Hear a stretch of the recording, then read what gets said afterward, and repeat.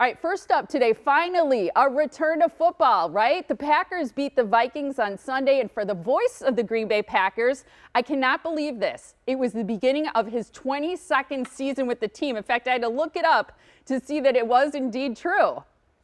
Congratulations on that. We're so happy to have Wayne Larrivee joining us this morning. Hey, Wayne.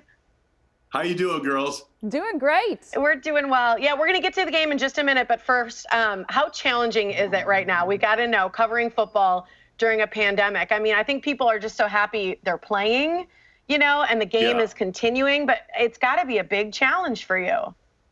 Yeah, there's no question about it, Tiff. I mean, we don't get the same interaction with players that we did in the past. There's no locker room, exposure to players and being able to sit down with an Aaron Rodgers or somebody like that and talk to them off camera, off microphone about what's going on.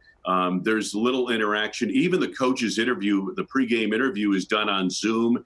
It's taped on Friday. It's just, it's the what we have to put up with. But the plus side is that at least we're playing. We're back playing football, and that's a good thing. I agree with you, Wayne. We have to be grateful, I think, for that because it's such a tough time. Are you sensing, even though it's so much more at a distance, are you sensing excitement both from players and fans you run into who know who you are? I mean, are people like just thrilled that football's back?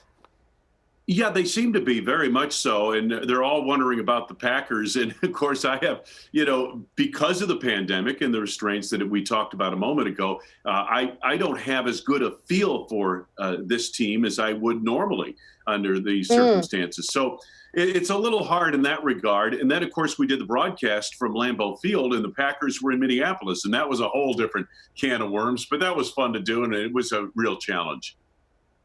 Well, not only that, but you're in the tunnel, right? You're in different places too, correct? Well, on home games, we'll be in our regular broadcast booth, but we were in the hallway outside our broadcast booth looking at watching the game on two big monitors. But we had great support. The Packers got us plenty to see. And so it was as good as it could be not being at the game, calling a game. But it's the first time I've done a play-by-play where I wasn't at the game that I can recall. Yeah, I can't imagine that. Crazy. I can't imagine doing play-by-play at a distance like that. I have to ask you about Aaron Rodgers. It's sort of like the sense that the team has now drafted his replacement, so to speak. People worrying with each new season, is he declining? And he played great. Your thoughts on how he did? Yeah, I thought he was outstanding. And you know what? No surprise. He's been like that all summer. Now, I have gotten an opportunity, along with some reporters, to see training camp practices. And he had a great camp. And he's got a tremendous attitude going into this season. And, I got to tell you, ladies, his skills did not diminish in recent years. He can still do all the stuff he did in 2010 and 2011. In those years, 2010, 2011, he had more experienced, skilled people around him as receivers and that type of thing. So he's working with a relatively new group of players these last couple of years. And I think this year you're going to see some of that come to pay off because you got a Devontae Adams and you've got an Allen Lazard and Marquez Valdez-Scantling, whom we're seeing right here. They're now about to mature. And I think Aaron's going to have a tremendous year. It was a good first game. I mean, first of all, we've got the rivalry, right, that everybody's, pumped about. And it was a great game, great finish. Was there other things that you loved? I feel like because of the baseball season, we were sort of prepped to see the cardboard cutouts and hear the pumped in sound. But I didn't mind it. For me, I worried more about I wonder if they feel bored just hearing, and do they hear the sound? Do you know if they hear the pumped in sound, or is that just for us watching? No, they hear the pumped in sound, and they, matter of fact, rehearsed it a couple of times in practice in terms of going to Lambeau Field, working out, hearing the sound that they're going to hear on game day. Not exactly the same sound, but the decibel level. I think it really helped Aaron Rodgers. He is the king of the hard count in the National Football League, where you do that hut, and you get the defense to jump into the neutral zone, and now you got a free play. Well, he got the Vikings to jump offsides about 5 times. If the U.S. Bank Stadium was filled with Vikings fans, they would have been on a silent count. There would have been none of that. So it worked out well for him. Yeah, I think so. And I'm impressed that they won on the road, too, which is always more challenging for a team. And I get that you maybe don't have the same sense for this team that you have in the past. Well, what are your thoughts on the season? I'm sure it's hard to predict an entire season after just one game, but what do you think about their chances for the rest of the season? You know, Molly, it really comes down to the same thing. They're going to be good enough offensively to win. It'll all come down to their defense. The fourth quarter in Minnesota was somewhat concerning. The Vikings scored on 3 long drives, converted 2-point conversions on each of them to make that game a little closer than it really was. But, when you look at it for the Packers, it really is going to come down to how good is their defense as to whether they have a chance to really make a run. Yeah, what should we look for in this next week? Are there things we should kind of spot?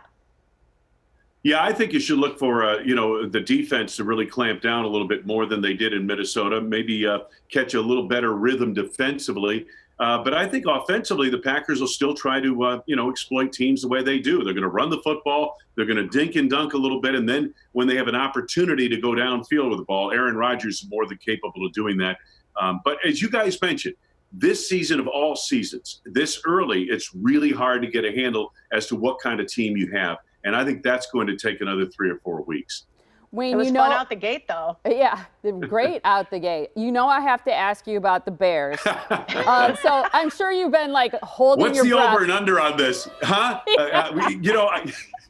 There was a bet in the control room. Let's see how long it takes Molly to mention the Bears. I had to go there. That's how I first came to know you, was years ago when you were calling Bears games.